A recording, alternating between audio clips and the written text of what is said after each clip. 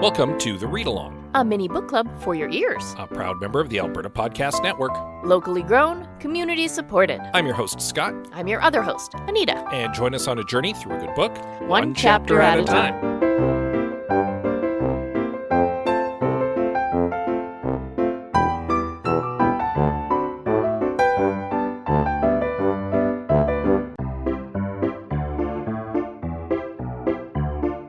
This episode of The Read Along is brought to you by Park Power, your friendly local utilities provider in Alberta, offering internet, electricity, and natural gas with low rates, awesome service, and profit sharing with local charities.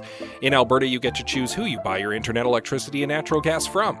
If you choose Park Power, you're choosing a positive local business. Plus, Park Power shares its profits with local not-for-profits who are working to make a difference for their communities. Shopping local is very important to Park Power's owner, Chris Kozowski, and we love local at the Alberta Podcast Network, so it's a great fit. Learn more right now at parkpower.ca.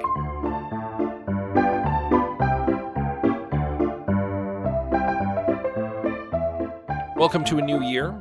Happy New Year, everybody. Yeah. Last time we recorded, it was pre the holidays. And now this time we're recording, it's post-holiday. Yeah. So Just one post. Yeah. So we can safely say it was a pretty okay holidays. Yeah. Christmas was nice. We got to see some family. New Year's was nice. We ate so much food. Over Christmas and New Year's both. So much food. You're not on a diet over the holidays. Yeah, you shouldn't be. No. It's You're just torturing yourself. It's not a thing. And you want to enjoy the holidays. Yeah. Generally speaking. So Like, you don't have to go overboard. no, but you go back on your diet in January. Or you start a new one in January. Either way. Resolutions and all. But one thing that you can continue to do through the holidays is read. Mm-hmm. And hopefully you have been reading because we've got a whole new chapter raring to go here. Woohoo! So a brief recap of chapter 15 of our novel in which everyone gets captured in an obvious ambush in which they get ambushed. Mm-hmm. And they all get tussled up by a bunch of dwarves and thrown in the back of carts being pulled by borsts and whisked away by the team of Tess Selvacan. And that is where we find everybody as we head into chapter 16 of Questland by Carrie Vaughn. Borst is still such a terrible name.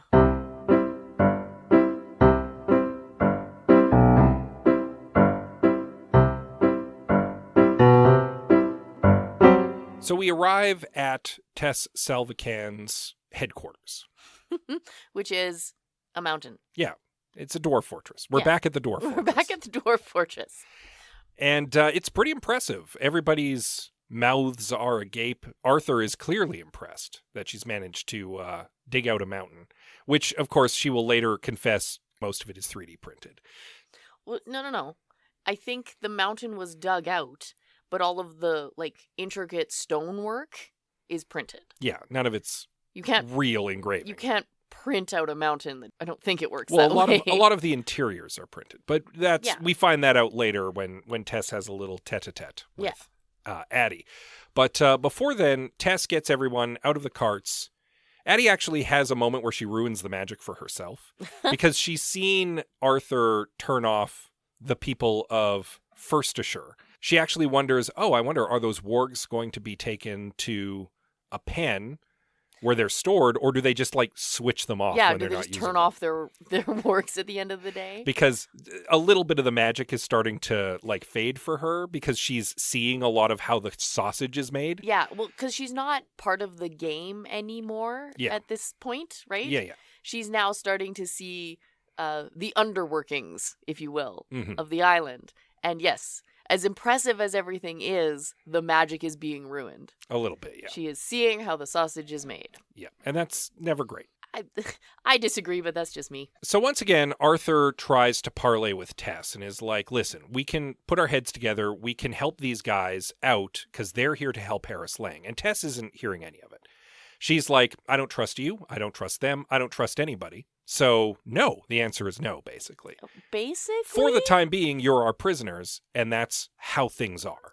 Arthur's not super happy with that, and neither really is Torres, but Torres at the very least is like, I do still have a message for you from Harris Lang. Yeah. Which Tess does retrieve, and then she kind of picks out Addie right out of the lineup and is like, Listen. You don't belong here. You don't belong here. You're not with Arthur's team, because I know Arthur's team. This group of mercenaries are all hardened soldiers, and you're not one of them. So what's up with you? Before Addie really has a chance to explain, Arthur jumps in with, "That's Addie Cox." And Tess is once again, like, backpedaling. That facade cracks for a second, because she's, for a moment, it's almost like she's starstruck. Like, wait, you're the Addie Cox? The one that Dominic always talks about? And Addie's like, surely he doesn't always talk about me. And Tess fills in something that Arthur hadn't previously, which is that apparently Addie was the barometer by which Dominic made all of his decisions. And in design meetings and such, he would always be like, no, Addie wouldn't like that. Yes, that's the way Addie would do it. We should do it this way because that's what Addie would expect.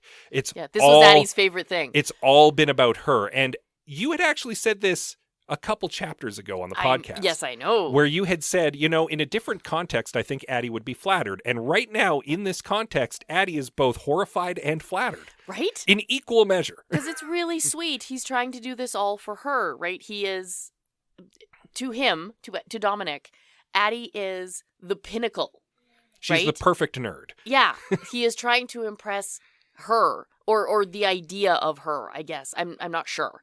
We haven't met Dom yet. Yeah. But that is equal parts very sweet, right? Because, wow, you're doing this all for me? How flattering. And horrifying because this is her ex-boyfriend. And it's very stalker behavior. Oh, it's so wrong. We're going to put a pin in this because I want to come back to it at the end. Because I imagine we're going to come back to this a bunch of times through this book now. Probably, but I'm gonna hypothesize something towards the end of the chapter. Very good.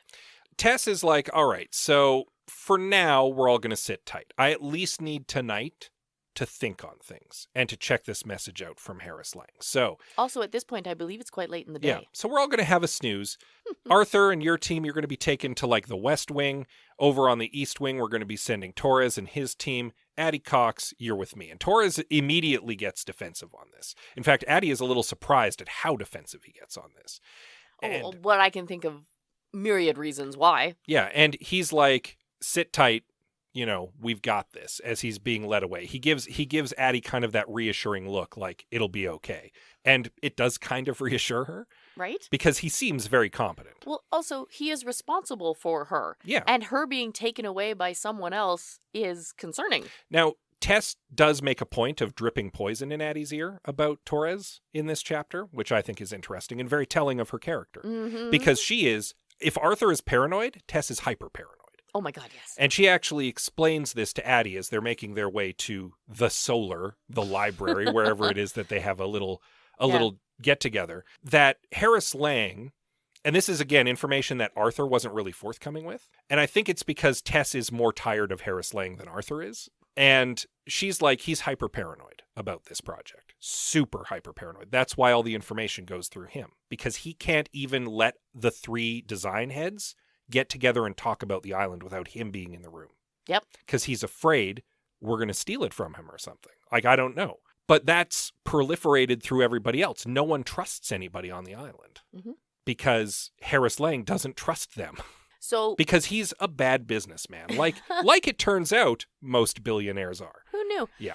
Okay. So what's happened here is that the paranoia runs, like, we knew it ran deep. It runs bone deep with Tess.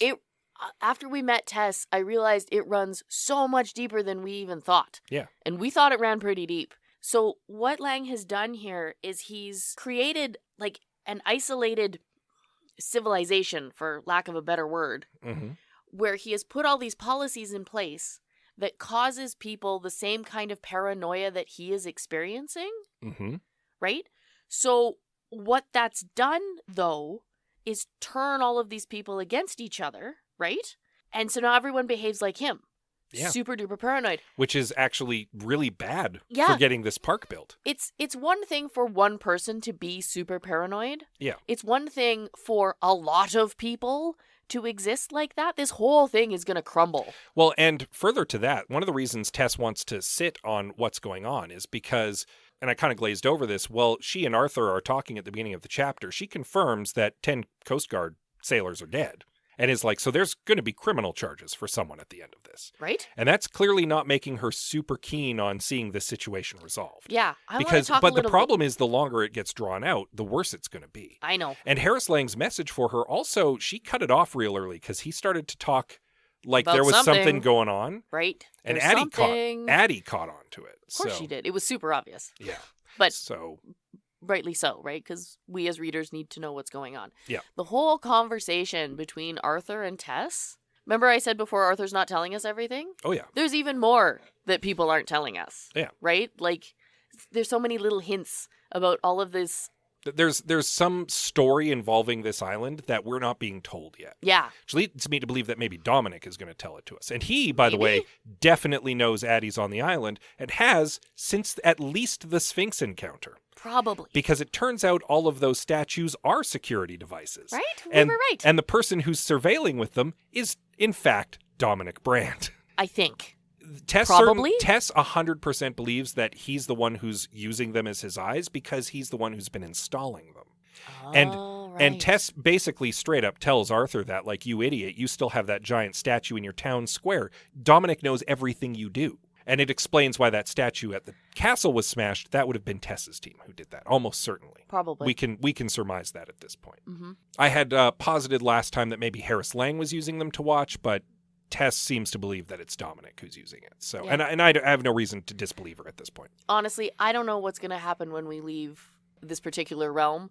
I assume we're going to go into the realm of Arrow, where we assume Dominic is, but I genuinely don't know what's going to happen. Yeah, and we don't know if he's the one in control of the island at all. No. What we do know from Tess is that control of the island is largely automated through one ring, because of course it is. Because of course it is. There is one ring that rules the island, and it's possible that Addie has it. And it's possible that Dominic has it. It's also possible it was never made. Also possible. That's something that Tess points out, is a lot of the technology that they're using is camouflaged as like magic items. Yeah. She even demonstrates some rope tricks using quote-unquote telekinesis, but it's all just through rings. Yeah. And apparently the plan was always that there would be a master control ring to run the island. Well, and having it be a ring seems very nerd appropriate, yeah, right? And it explains the ring on the cover of the book as well. Yeah. But she doesn't know if it was ever actually built because, again, there's no communication between the three teams. Nope. So her team didn't build it. We can surmise Arthur's team probably didn't build it. So that means that possibly Dominic's team built it. Well, that would make sense. And it is possible that Addie Cox has that ring. You know why? Because she found it? Because he set it up for her to find? Because he's known she's been on the island since the Sphinx encounter. Mm-hmm. And they walked their way right up to a statue? The labyrinth. Yeah. And the Eldritch statue where she found the ring. So it's entirely possible that Dominic planted the ring in her path if he's been able to keep track of her so far. Which means, then, that Dominic is not the one in charge, that we're looking at... This is where I'm going to pull out that pin. All right. Because I think we've built up to it. Hypothesis. I think I know where you're going. New hypothesis. I think I know where you're going. Tell me. What if Dominic Brand has stolen the island for Addie? That's not what I thought you were going to say, but it's also very good. He's been purposefully making sure that the island is built to her specifications. He believes that he needs to be her hero to take her away from her terrible life and put her into a beautiful fantasy. So he steals the magic island from Harris Lang to give to Addie Cox. He's giving her control of the island. In that case, he is... a crazy person. Completely mad. Oh, absolutely. Completely mad. Hypothesis. That's bonkers. But it's a hypothesis. This is what I thought you were going to say. Oh. That we're looking at the robot overlord situation, mm-hmm. and he needs Addie to save them. I mean, that's also possible. But in my case, I think it's possible he just stole an enchanted fantasy island for his ex-girlfriend who's into magical fantasy Somehow yours is more horrifying. Like, the concept of that is just terrifying to me. All of this to, get back his girlfriend? Or to do right by her in his own weird way? Oh, honey, no. Oh. Just no. Anyway. There's very scant evidence that this is the case. Oh, it's going to break my brain. But there's enough circumstantial evidence now. The fact that he's possibly the person looking through the statue eyes. The fact that she did find a mysterious ring. And now she has a Triforce, too. Yeah. The fact that he's been funneling the design in a way that she would find perfectly pleasing, which, by the way, might be why she's been so impressed with the island so far. Yeah, that makes sense. Because it's right up her alley. I wonder if Tess has a Triforce piece. Possibly. We might find out. Anyway. What Tess does have is some mead, but unfortunately no tea still. Still no tea. Leads me to believe that Dominic is going to have tea when they get to the elf place, but and she'll finally have her tea, but it'll be with the one person she doesn't want to have tea with. It'll be the worst tea ever. Also, I think Tess made, I don't know if I would call it a mistake. Tess would probably call it a mistake. Locking Torres and his team up together. Tess admits to Addie at one point, because Addie, tells her after she takes Torres' team away, you're making a mistake. And Tess is like, yeah, seems like every decision I've made since I've arrived on this island has been a mistake, so that wouldn't be me. That tracks. Just, I can't help but feeling like they're going to just A-team it. Oh, probably. Because she said, right, no ropes, but lock the door, right? So they're all free in a Addie's, locked room, but... Addie's not even free in a locked room. She's free in an unlocked room at the end of this chapter. Let's not even go there yet. Okay, so she's locked up Arthur's team. They're probably going to sit tight. Yeah, Arthur's team, the merry band and Arthur don't really have any reason to try to break out. No, they're probably just going to sit tight and behave like... good. But Torres' team is going to act like a group of mercenaries led by a Navy SEAL who need to get back their charge. Right? And when I said Tess drips poison in her ear, it's because she's like, you think that Torres is looking out for you? Because I guarantee that the information that Harris Lang gave you was not the information that he gave Torres. Oh yeah, but we posited that ages ago. Yeah, but it really sinks in for Addie here because, again, Arthur and Tess, and it seems Dominic, weren't getting the same information from Harris Lang.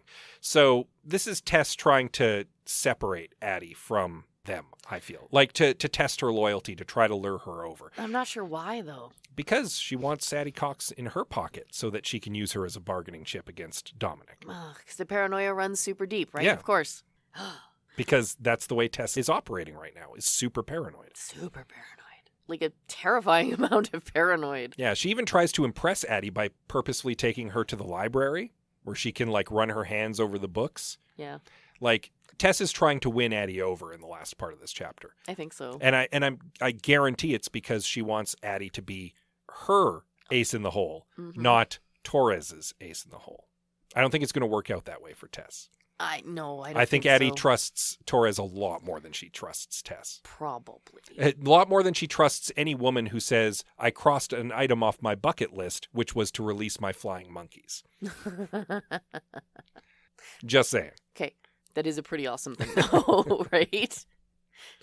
I can imagine Tess standing there being like, fly, my pretties, and just getting a ridiculous amount of satisfaction out of that. One of those, I've always wanted to do that moments. Yeah. Yeah. So a lot to digest in this chapter, even if there's not a lot of action in this chapter. Oh, I have an entire page of questions in my notes about everything in this chapter. There was so much to take in. There's so much to unpack. Even though not a lot happened, because action-wise. Because we get some real tangible information. Oh, we get so much stuff. And I have so many thoughts, especially stemming from our earlier conversation a few episodes ago about how this is terrible theme park design. Yep. This continues to be really terrible theme park design. Yep. Even the idea that Dom is trying to tailor the island for Addie is a terrible idea. Yeah, you don't... Theme park-wise. You don't want to build a theme park for an audience of one. Right? Unless you're planning to steal that theme park for them, I'm just saying. Okay. That's different. We all know Tess is clearly guilty of something, right? Based on the conversation. I don't know what. She also, really intimates, kind of, how much of a believer she is in... the project and the magic behind it and such.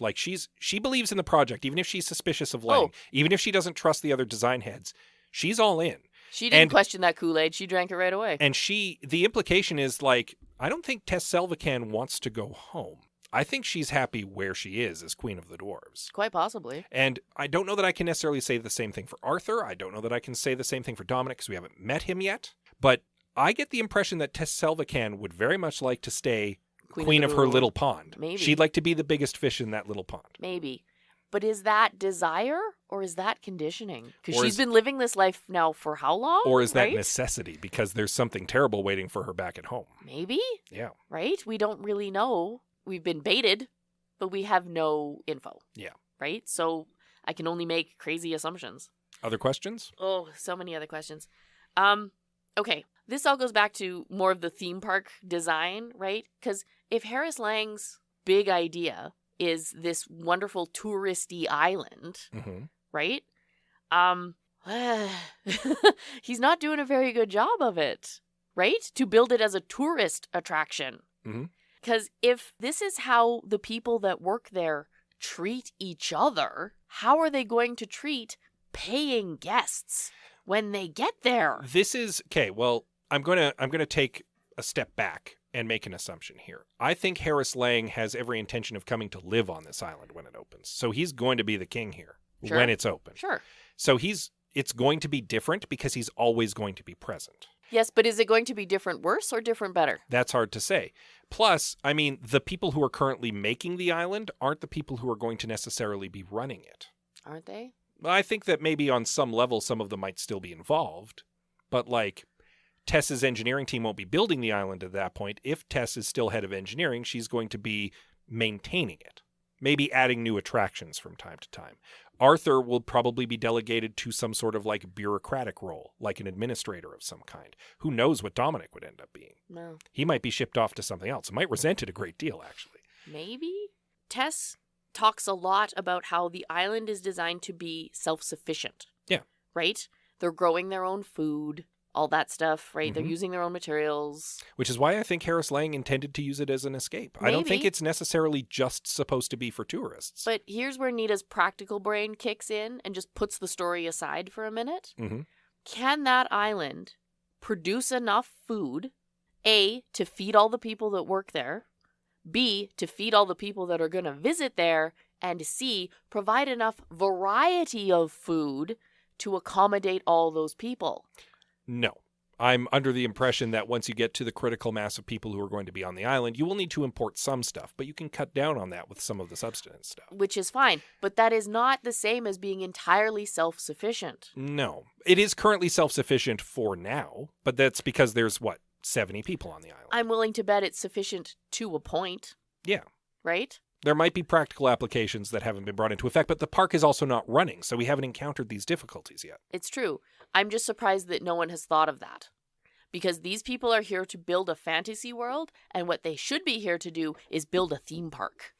A very expensive, detailed, fancy theme park. They're not doing that. No, they're building a fantasy world, and you're right. And that is actually the design directive from Harris Lang. Yeah. They were never building a theme park. They were building a fantasy world. And I think that points back to Harris Lang's intention of retreating into this fantasy world. He wanted them to build him a fantasy world that other people could visit. I still don't like it. And now Dominic Brand has stolen it to give it to Addie. Probably. So that she can have a fantasy world to retreat into. Not even probably. Possibly. Yeah. At this point, it's quite probable that you're right, but I don't know. Could still be an evil robot overlord. We don't know. How do you get Westworld? You build First-Assure. That's how you get Westworld. That's how you get Westworld. For guys who are like that, you don't want a Westworld. They sure built an adorable little animal village. Sure is adorable. And my last great big question is, what is Tess up to with the way this chapter ended? She gives Addie her own room, doesn't lock the door, and just leaves her alone to her own devices. I mean, Tess might be wanting to see what Addie does, but it's also possible she just made a mistake by trusting her not to leave her room. It's possible that Addie's room is guarded, but unlocked. We don't know. I don't know. And it's also possible that Tess is extending some trust because, again, Tess is trying to win Addie over. I know. There are too many possibilities. I don't know what Tess is playing at. All I know is that she's super paranoid. Well, perhaps we'll find out what she's playing at as we move into the next chapter. Yes. Which is chapter 17, which you'll want to read up on in time for next week. In the meantime, here at the Alberta Podcast Network, there are many, many great podcasts. We mention it at the end of every episode, but rarely do we actually highlight one of them. And we're going to do that right now. The podcast you're listening to is a proud member of the Alberta Podcast Network, locally grown, community supported. My name is Kyle, and I'm the host of Putting It Together. From a very early age, I've been obsessed with musical theater, and in particular, I've adored the music of composer Stephen Sondheim. So I decided to create a podcast where I invite on a new guest each week and go through each one of his productions, show by show and song by song. You'll learn about theater history, you'll laugh, maybe cry, but always you'll be swept up in the music. It's called Putting It Together, and it's available anywhere you get podcasts. So yeah, you want to check them out and all of the other great podcasts right now at albertapodcastnetwork.com. You can download those podcasts on your podcatcher of choice while you're there. That's probably where you're catching our pod. What? You don't Madness. say. I know. You can give us a little rating and a review. That definitely helps us out. And we do appreciate it. We do. We would show our appreciation over social media if you let us know that you had done it. 100%. We are currently on Twitter, Facebook, Instagram, and Goodreads. You can find us at any of those. We are at the Read Along on most of them. Yeah, or just look for the Read Along, a mini book club for your ears on Goodreads. Yeah. You can also reach out to us via email. Yes, we are thereadalong@gmail.com. And with that said, as always, we love you very much, and we'll see you next time. Wonderful world, terrible theme park.